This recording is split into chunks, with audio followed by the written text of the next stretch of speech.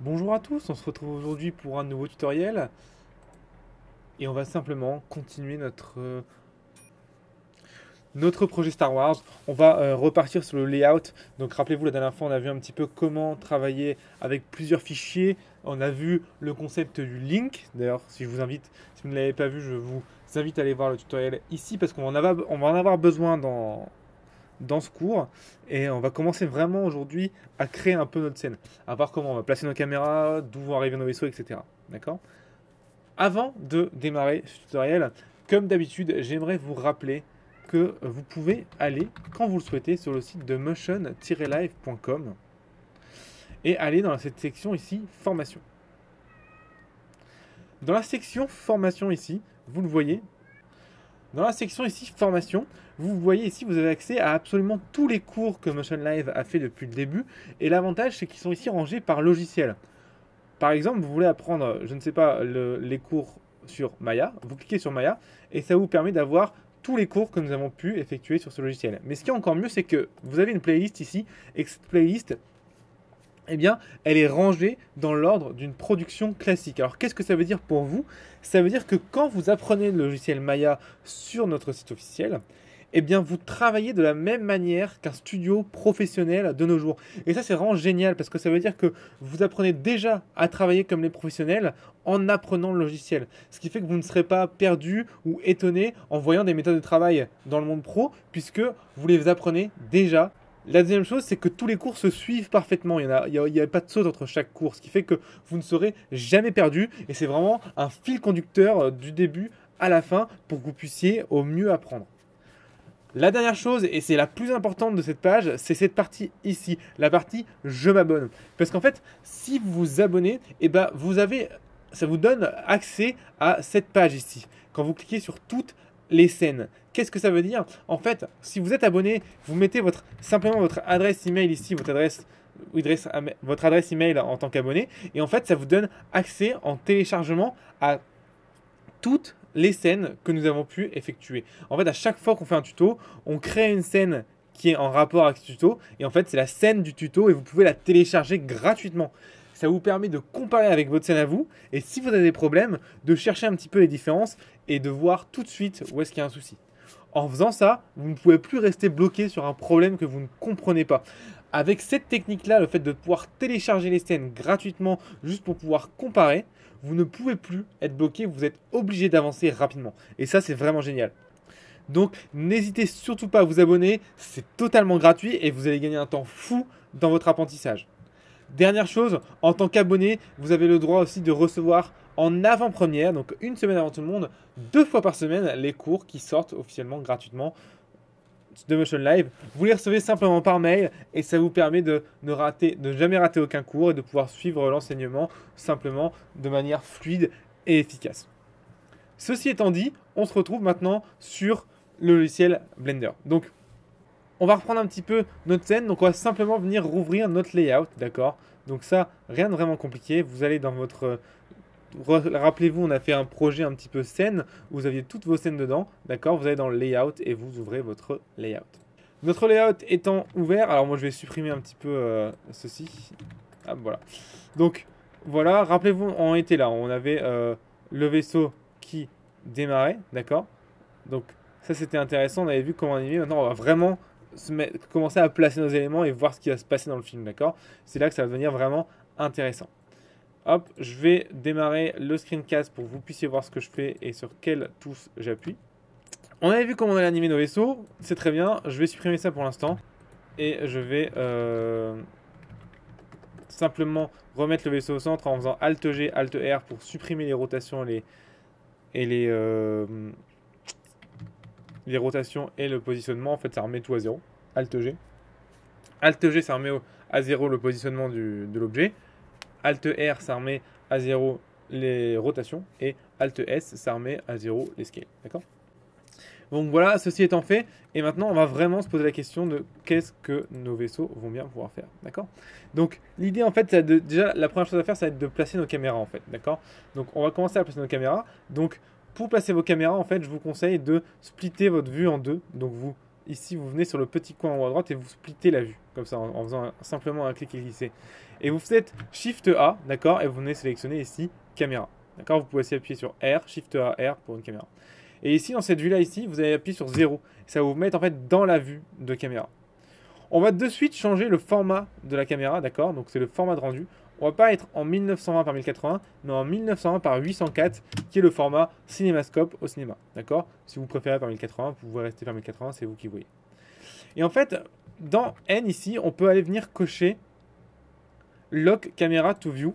Et comme ça, quand je bouge, en fait, vous voyez, et en fait, ma caméra bouge aussi. Vous le voyez ici sur ma vue à gauche. Et ça, c'est quand même super pratique.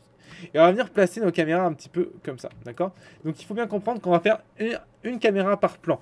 La logique aura envie de dire que des fois, on a envie de faire une caméra et de l'animer au fur et à mesure. C'est surtout pas ce qu'il faut faire, sinon ça devient beaucoup moins pratique après derrière à travailler. On va faire vraiment une caméra par plan. Donc dès qu'on va changer de plan, on va rajouter une caméra, d'accord? Donc les caméras étant faites, on va pouvoir un petit peu y aller.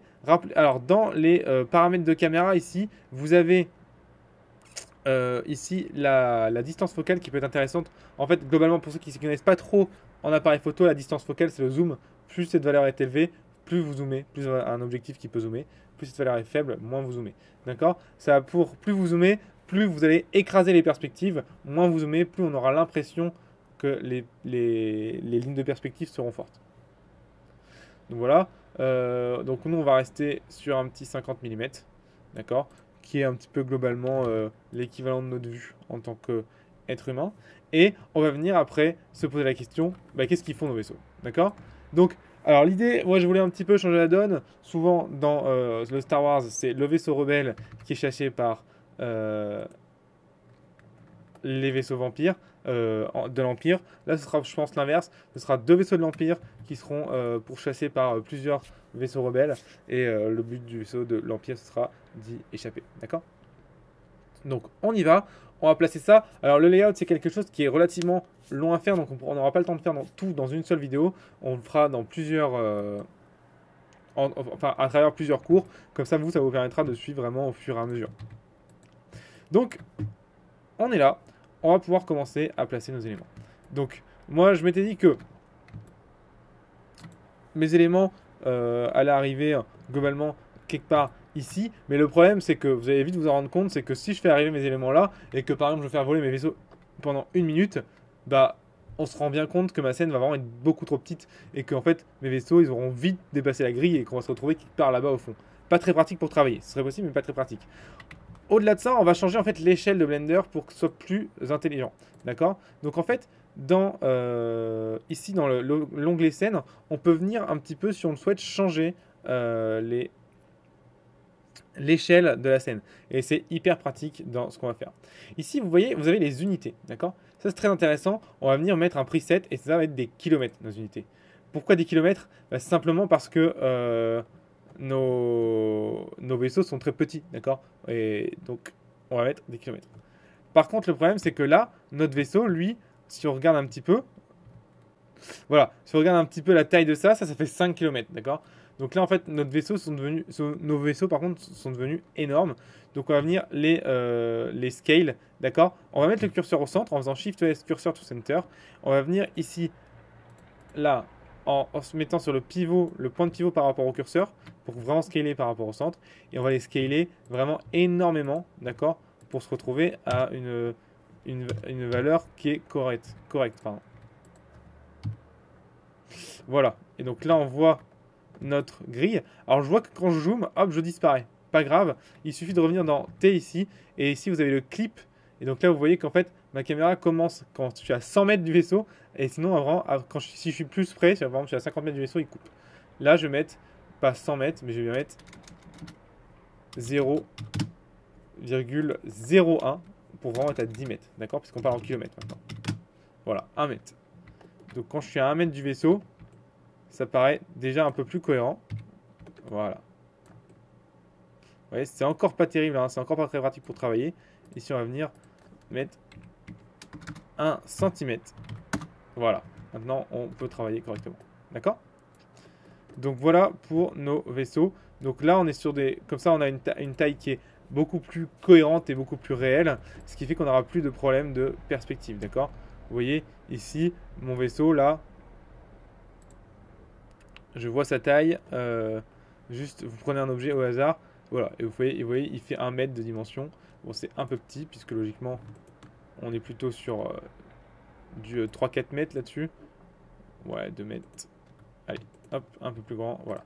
Et donc, quand c'est comme ça, vous prenez ces éléments-là, et vous faites un CTRL A, et vous faites Scale, d'accord? Ça va appliquer le scale de votre élément, ce qui peut être très pratique, d'accord? Alors vous voyez que lui, ça a supprimé ce qu'on avait fait par rapport à son scale initial, c'est pas grave. Alors bien sûr, vous pouvez pas vous amuser à rescaler puisque ça va rescaler le vaisseau évidemment, mais c'est pas un souci, on va rester comme ça, c'est que de l'affichage, c'est pas très important, d'accord? Si vraiment vous vouliez une shape personnalisée, d'accord? Allez, on va vous montrer ça quand même. Imaginons que vous vouliez une shape personnalisée pour ce vaisseau. Rien ne vous empêche d'aller par exemple sur un deuxième calque. Donc là, je vous montre ici vite fait. Hein, et de créer un cube. Tac. Vous le scalez sur Z. D'accord? Par exemple comme ça. Là, c'est ma shape personnalisée. Je viens ici dans ses propriétés. Je mets Display ici. Et je vais Wire. Comme ça, j'ai le même principe que mon nul. D'accord? Sauf que ici, dans Cycle Setting, puisqu'on va rendre avec Cycle, vous supprimez surtout toute sa visibilité, d'accord?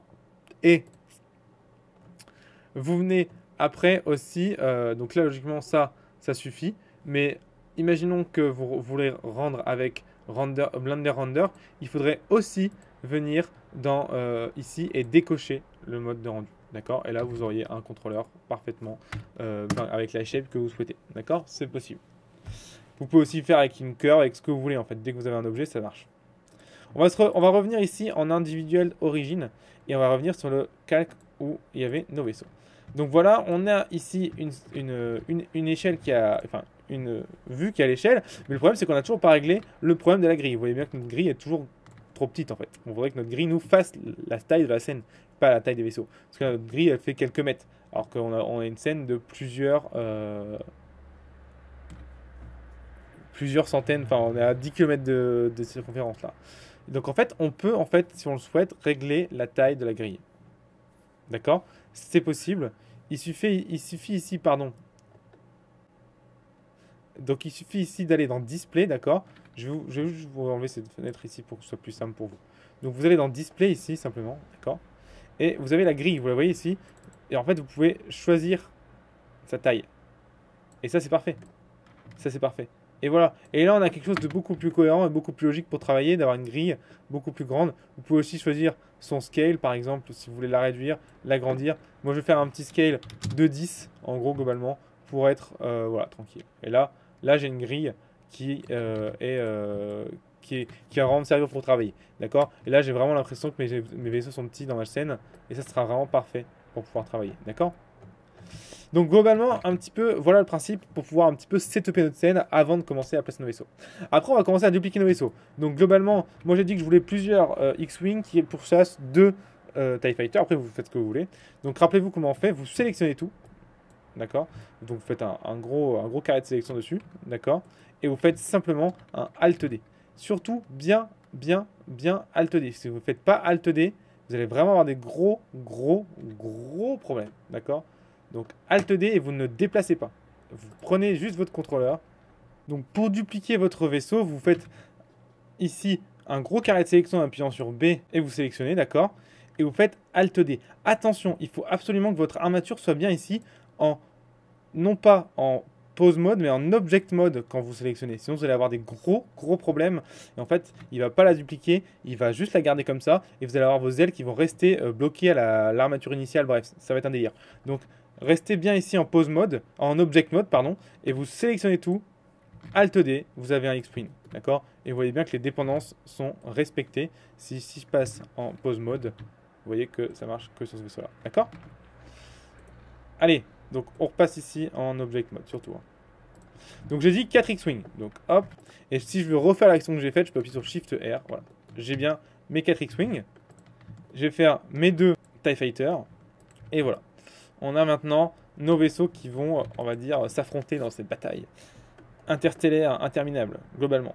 Donc là, on a vraiment nos setups qui sont faits. On peut commencer à venir un petit peu placer nos éléments, mais la question qu'on pourrait se poser, c'est par où je commence. Et oui, c'est vrai que la question par où je commence, elle est vraiment légitime parce que c'est vraiment pas facile de se dire, ok, comment je fais pour, voilà, quelle est ma mise en scène, comment ça marche et tout. Donc là, il faut vraiment se poser la question de quel type de film on veut faire. Et donc, moi, là, ça va être un choix personnel, mais vous ferez le même choix de votre côté pour votre film. Moi, j'aime beaucoup les films qui ont un montage dynamique, donc ce sera beaucoup de plans rapides, d'accord. Mais donc, l'idée, ça va quand même être d'essayer de rester cohérent et d'avoir une scène qui se suit, parce qu'en fait, on pourrait vraiment faire des plans à part qui se suivent pas du tout. En fait, là, l'idée, c'est pas ça. L'idée, ça va vraiment être de faire des plans qui se suivent et qui soient cohérents entre eux. Donc en fait, ce que je vais faire, c'est que je vais globalement en fait faire le chemin de mes vaisseaux vraiment rapidement pour vraiment avoir juste où je vais, ce que je vais placer mes caméras, d'accord. Donc je vais créer ici, hop, dans un autre layer, donc le layer numéro 2, ici, d'accord, le chemin de mes vaisseaux. Donc pour ça, je crée, rappelez-vous, dans Curve, un chemin, d'accord, donc Path, ici. Voilà. Alors, donc pour régler ce problème de flèche énorme, il vous suffit de prendre ici dans N, option, et d'aller dans le min radius et vous baissez simplement le radius minimum. D'accord? Donc voilà un peu l'idée. Maintenant, on va pouvoir commencer à créer notre chemin. Alors moi, je voyais plutôt les vaisseaux partir de l'autre sens, donc je vais faire... Je vais ici me mettre en bounding box et je vais tourner sur Z, donc RZ à 180, et je vais venir simplement créer mon chemin. Donc je vais pour l'instant le faire en vue de profil, d'accord. Donc pour ça je vais en 3, en 1 pardon.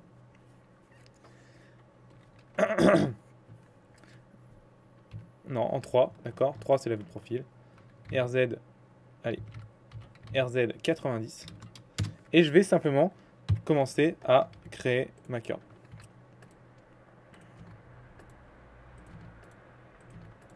Voilà. Donc par exemple, nos vaisseaux pourront arriver, je ne sais pas moi, d'en haut par exemple, voilà.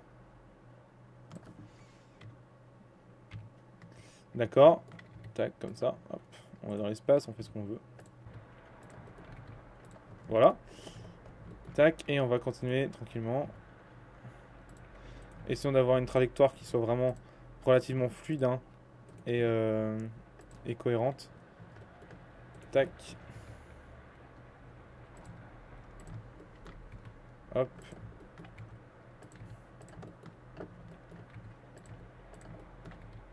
Voilà. Alors, rassurez-vous, vous l'avez vu, ce genre d'outils avec le pass est très intéressant parce que c'est procédural, ce qui fait que vous pouvez changer votre chemin même après avoir fini de travailler sur votre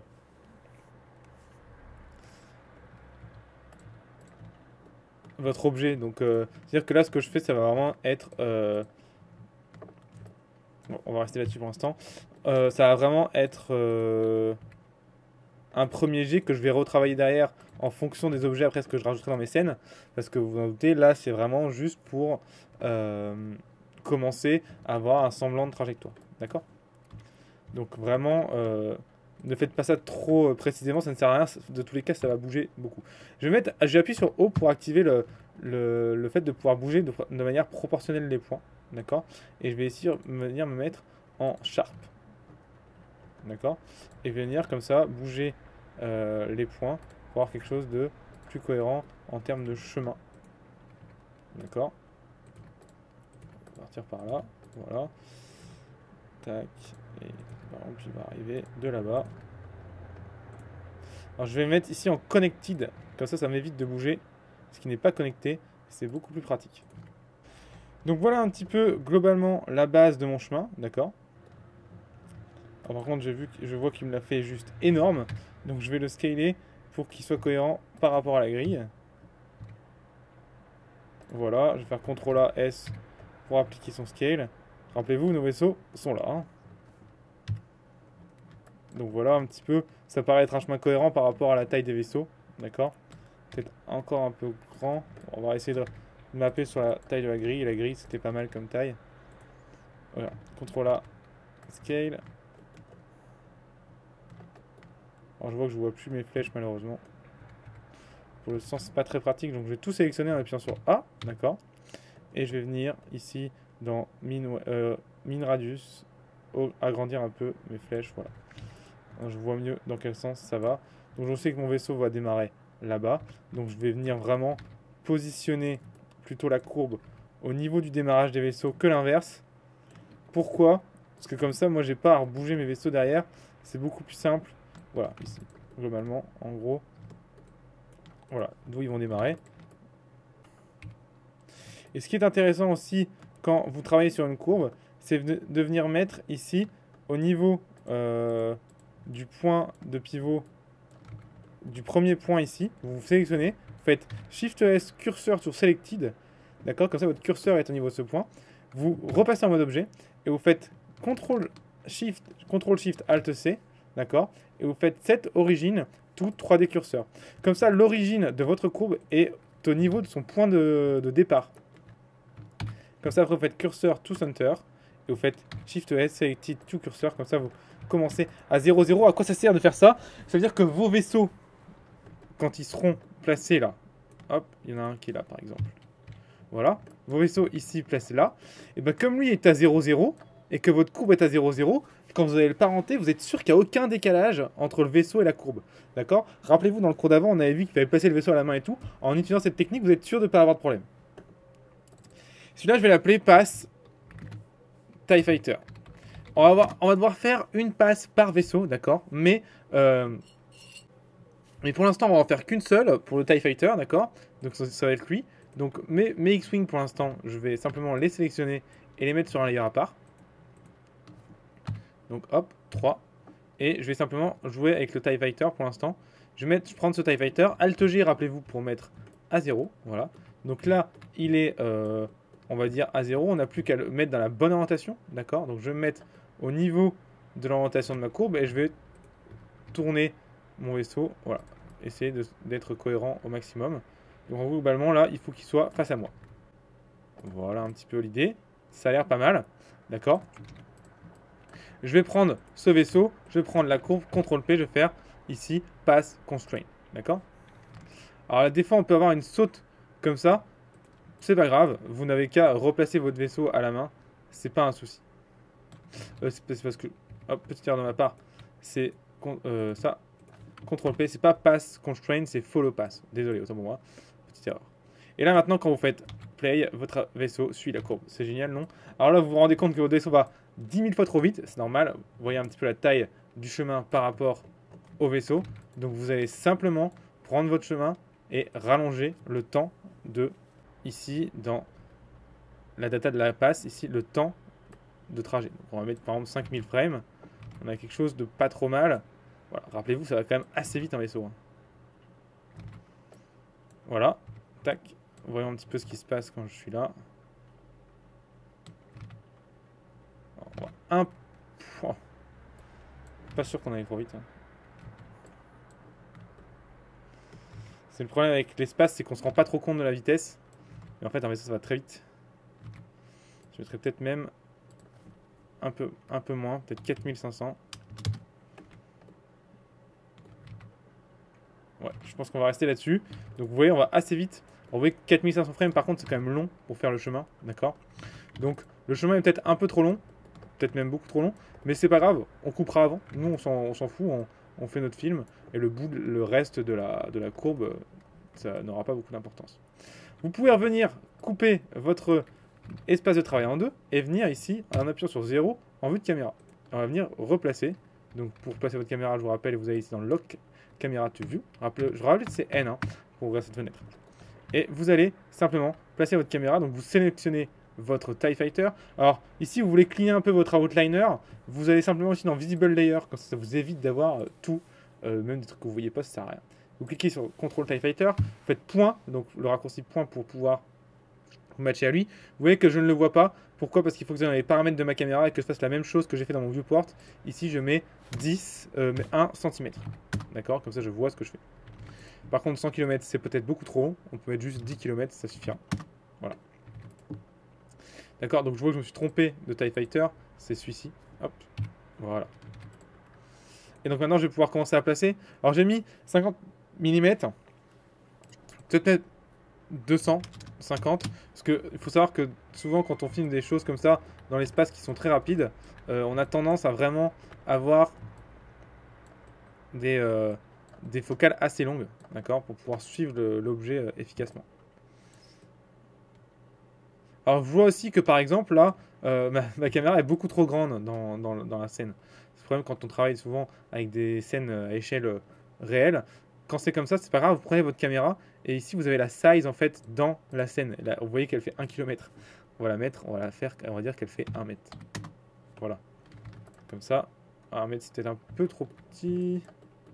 Non, quoique non, c'est pas mal. D'accord. Pareil, la grille est un peu, elle me brouille un peu la vue. Pas grave, vous êtes dans votre grille ici. Et vous enlevez un peu de lignes. Je vais en enlever les 3/4, donc je vais mettre 256 lignes. D'accord. Et je vais la scaler. D'accord. À 100 par exemple. Voilà, ce qui fait que j'ai moins de lignes. Ouais, 256 c'est encore beaucoup. Hein. 128. Voilà. Comme ça j'ai moins de lignes et c'est plus propre pour travailler pour moi. D'accord.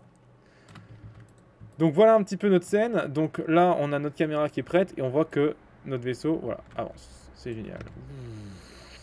Ok. Alors pour l'instant l'idée c'est pas de faire un truc stylé hein, en termes d'anime etc. L'idée c'est juste de placer un peu nos cams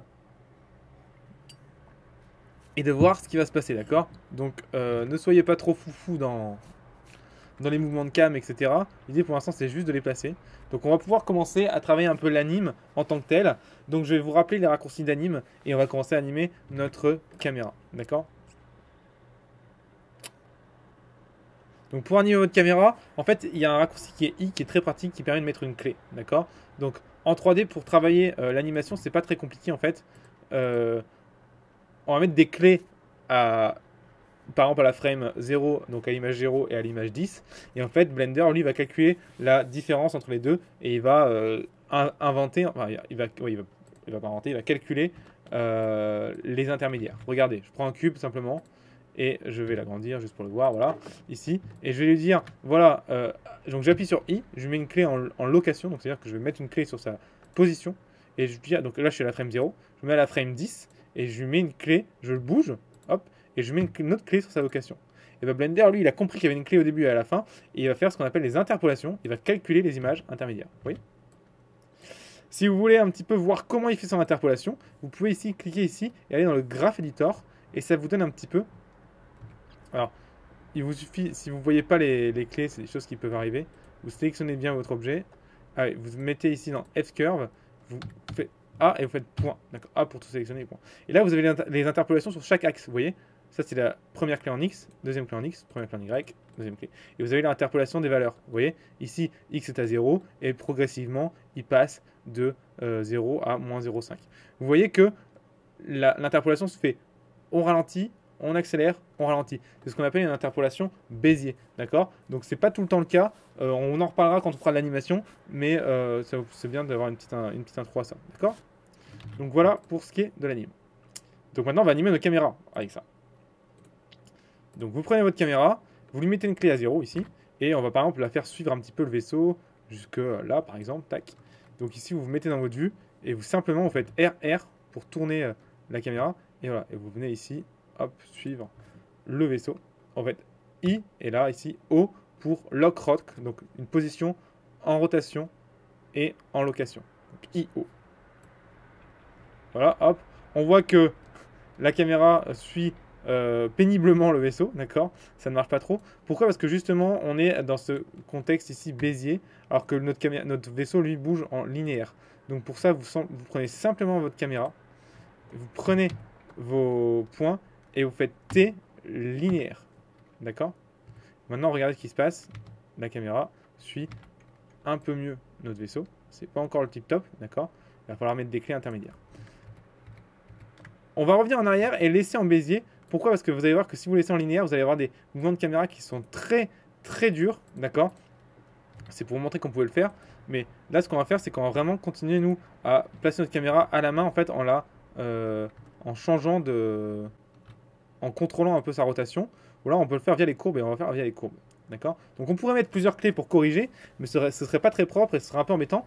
Ou alors on peut venir via les courbes corriger un petit peu ce décalage. Et là, c'est ce qu'on va faire. Donc on va juste afficher les rotations puisque notre caméra ne bouge pas. Et on voit qu'en rotation, si je fais le point, on a une grosse rotation, c'est la rotation ici en Z. Donc on va venir ici, avec cette poignée ici, bouger la rotation de Z. Vous voyez que ça bouge notre caméra, d'accord? Et en fait, on voit que notre caméra va trop vite au début, d'accord? Et en fait, on va pouvoir ralentir cette rotation de Z ici, en venant simplement ici. Vous voyez, on peut venir ralentir cette rotation ici. Plus je tire la poignée, plus la rotation sera lente à démarrer. Vous voyez? Tac. Et ici, en fait, je vais m'arranger pour qu'elle, je vais venir la déplacer vers le... Donc les raccourcis, c'est les mêmes que dans la 3D, hein, c'est G pour déplacer une poignée. Et je vais venir, voilà, comme ça accélère jusqu'au bout. Vous voyez? Je ferai d'autres tutos sur l'animation, des courbes, etc. beaucoup plus poussés. Donc si vous ne comprenez pas tout ici, c'est pas très grave. Faites simplement ce que je dis et faites-moi confiance. Et dans 2-3 tutos, on va vraiment expliquer en détail ce que veulent dire les courbes, etc. Voilà. Et donc là, vous voyez que maintenant, notre caméra, elle suit bien notre vaisseau. Vous voyez? Et donc là aussi, ce qui serait sympa, c'est que notre caméra dézoome ici pour être un petit peu cohérente avec ce qui se passe. D'accord? Et donc, on va simplement venir ici. Hop, on va mettre une clé sur ça, sur son zoom, simplement. Donc, tac, ici, je mets une clé sur Focal Length. Donc, pour mettre une clé sur un paramètre comme ça, il suffit de mettre la clé dessus, la souris dessus, pardon, je vais mettre I, ou clic droit, Insert Keyframe.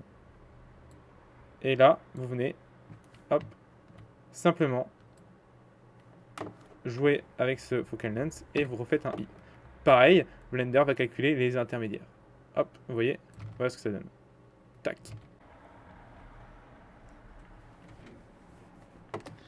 Donc félicitations, on a notre premier mouvement de caméra. C'est pas beau ça? Donc voilà, allez, on va continuer. On va commencer à faire notre deuxième mouvement de caméra. Donc on va recréer une caméra, d'accord? Donc ici on va quitter la vue de caméra. On va faire Shift A, on va appuyer sur caméra. On a notre deuxième caméra. Notre deuxième caméra sera simplement en fait le contre-champ de la première caméra, d'accord? Donc je vais venir ici faire CTRL 0 sur la caméra que j'ai sélectionnée pour l'activer en tant que caméra. Sinon, ça aurait été l'autre qui aurait encore été caméra. Donc en fait, il faut savoir que dans Blender, on a des caméras actives et des caméras inactives. Et en fait, celle-là n'est pas active pour l'instant. Donc vous voyez bien que quand j'appuie sur 0, je suis bien dans cette caméra-là. Par contre, si je veux la rendre active, il faut que je fasse CTRL 0. Et là, ça change de caméra. D'accord? Donc en fait, on va toujours jouer sur ce principe de quelle caméra est active. Donc CTRL 0 pour rendre cette caméra-là active. Hop, je viens sélectionner mon TIE Fighter, je viens me mettre dessus. Alors pareil, c'est un peu embêtant, mais il faut refaire le truc de 10 cm. Voilà, pour être cohérent dans ce qu'on fait. Tac. Hop, donc notre vaisseau, il est ici. Tac. Et donc là, on vient sélectionner notre vaisseau, on va bien se mettre dessus, d'accord. On va venir un petit peu zoomer, 35 mm, c'est un peu juste. Je vais mettre 125 peut-être, voilà. Voilà, et là, vous voyez que j'ai le vaisseau qui part. Et l'idée, en fait, ça va être de l'attraper ici au vol, tac, et de le suivre. Donc, hop, on va venir être comme ça, par exemple. Ouais, voilà, hop. Pareil, je mets une clé sur ma caméra, tac. Et je viens l'animer tranquillement. Et je vais venir ici, hop là, vous voyez que là, pareil, en Graph Editor, on va ralentir un peu le moment, accélérer plutôt le mouvement, le moment où il tourne. Hop, c'est pas celui-là. Donc, vous venez chercher que les rotations. Vous sélectionnez tout, vous faites A, point pour avoir une vue d'ensemble et vous venez réduire un petit peu cette braquette ici, voilà. Ça, tac, voilà, ça suit un petit peu mieux. On voit que le rouge aussi ne suit pas assez, donc pareil, hop là, voilà. Donc en venant réduire les braquettes, en fait, ça accélère au début, ce qui fait que on suit mieux le vaisseau. Hop là, voilà. Même là, on va pouvoir venir tirer la braquette vers le haut, celle-là ici vers le bas aussi, pour pouvoir être un peu mieux de ce côté-là. Voilà. Et tac, voilà. Et là ici, on va faire un zoom en fait. On va animer un zoom comme si la personne qui tenait la caméra zoomait d'un coup sur le vaisseau. Donc vous venez mettre une clé encore une fois sur la focal length. Vous avancez vers le vaisseau et là, tac, vous venez zoomer comme des gros malades. Pour vraiment avoir le... Alors il me fait 500 mm par exemple. Voilà, vous mettez une clé. Vous voyez que je suis désaxé. Pas grave. On va remettre une clé en fait ici. On va mettre une clé ici sur la rotation et la location de la caméra en faisant IO. D'accord? Je rappelle I pour mettre une clé, O parce que c'est lock, rot, location, rotation.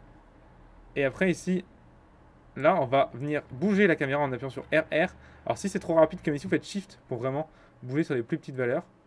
Vous recadrez votre vaisseau, vous faites I, O. Ce qui fait que notre caméra maintenant va être correctement animée. Et maintenant, on va faire ça. Tac, voilà. Ce genre de zoom ici. Hop. Alors, un petit problème que j'ai ici, moi, c'est que le zoom est un peu rapide, je trouve. Pas très esthétique. Donc je vais juste sélectionner seulement la caméra, le point de focale. Voilà. Et je vais venir ici l'animer un petit peu. Donc ça fait que là, j'agrandis un peu mes keyframes. Si je la déplace par là, le mouvement sera plus long. Si je la déplace par là, le mouvement sera plus rapide. D'accord? Encore une fois, pareil, le Graph Editor, j'en parlerai quand on fera l'animation beaucoup plus en détail. Hop là. Tac, alors c'est un peu lent, je trouve. Voilà, parfait. Voilà. Bon, globalement, ça va être la fin de ce tutoriel. On a vu les bases, on a 2 caméras qui commencent à être animées. On a le premier chemin de notre vaisseau. Globalement, ce qui nous reste maintenant à faire, ça va être simplement de venir placer les autres caméras, refaire les mouvements des autres vaisseaux, etc. Bien sûr, vous voyez bien notre vaisseau ici, il est sur une ligne droite, d'accord? On va venir changer ça dans les courbes après. On va essayer de les faire bouger, rendre ça un peu plus intéressant. On va rajouter des objets comme des astéroïdes, des étoiles, des machins, des trucs. Vous inquiétez pas, ce sera beaucoup plus dynamique que ça. Mais comme je dis, un layout au début, ça doit rester simple. Donc vous faites dans la simplicité pour avoir une base. Et après, on va venir construire autour de cette base, d'accord? C'est vraiment très important de faire ça comme ça. Sinon, si vous faites l'inverse en essayant de faire compliqué tout de suite, vous allez vous emmêler les pinceaux. Vraiment, croyez-moi. Essayez plutôt de faire simple au début, de savoir, voilà, ce plan-là, ça se passe comme ça, ce plan-là, ça se passe comme ça. Quand est-ce que ce vaisseau-là explose, par exemple, et hop, vous faites juste disparaître. De toute façon, on verra la semaine prochaine comment faire disparaître des objets en animation.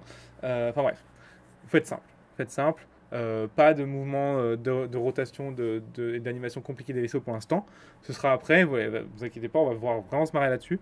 Mais pour l'instant, seulement le layout et les mouvements de cam. Et après, une fois que vous avez fait ça, on démarre vraiment les ajouts d'éléments, etc. Donc, on terminera le layout la semaine prochaine, d'accord? En attendant, moi je vous souhaite de vous amuser dans la 3D, de vraiment faire ce qui vous plaît, de vous faire un film qui claque. Ne faites pas exactement la même chose que moi, essayez plutôt de faire un petit peu à votre sauce et vous allez voir que ce sera vraiment fun. Dans tous les cas, je vous dis moi à la semaine prochaine et je vous souhaite de passer vraiment du bon temps à faire ça, parce que c'est quand même vraiment un métier de passion. Allez, à très bientôt, bye bye.